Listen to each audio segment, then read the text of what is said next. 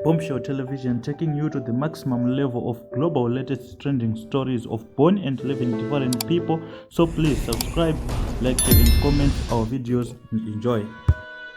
Ndasikaziva kuti bonde rinotouraya sex chaya ndasikatoziva kuti inouraya. Kune mukadzi wekukenya ane 30 years anonzi Alice ari kunzi iye isex worker asi amuka aonekwa akafa. Saka ndisati anyanya kupinda munyaya iyi, rega ndichingamidze vachangosvika muzuva ranhasi. Don't forget to subscribe to my channel. It's a Bombshell Television. Asi kana uri returning subscriber, aiwa tinongopa kutenda, tinongoita se tinongoti makorokoto mukuita se moramba muchiwanirwa nyasha dzenyaya dzinopisa dzega dzega, ndo dzatinounza chi pano pa Bombshell Television. Nyaya ndaive nyaya inotyisa, nyaya inosiririsa, isingade kupedzera vanhu nguva, isingade kungoramba ichirebeswa. Ndisingarebese nyaya, rega ndipinde munyaya. Nyaya ndeye mukadzi ane 30 years, mother of 2, anonzi Alice, sex worker wekukenya, amuka akafa. Zviri kunzi polisi payauya pane murume waona akaita se akarara pamusoro pake, but kutaurwa kwazviri kuitwa zviri kunzi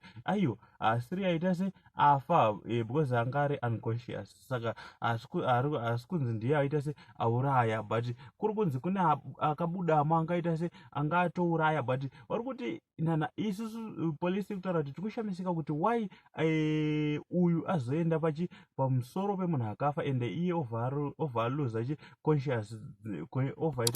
consciousness. Saka ndonyaya iri kuita iri kupisa zvamai manje kuti saka, asi mapurisa ari kuti zveshuwa mukadzi afa nesex because haana kana maki yaanayo, asi kungori nedamage kuzasuko. Saka pakaipa. Ndonyaya ndinayo inyaya inosiririsa kwazvo yekuti ndofunga kusangana kwavaita nevarume vakawanda, pakazosanganawo neumwe akavaremera, Alice akazoremerwa. Saka tongoti rest in peace. Tongoti kune vana vayo vasara ivavavo, mwana vaite se avachengete. Saka don't forget to subscribe to my channel. It's a Bombshell Television. Ndonyaya ndandinayo zvanhasi. Global trending stories ndo atinongokupai zuva nezuva. Thanks for watching.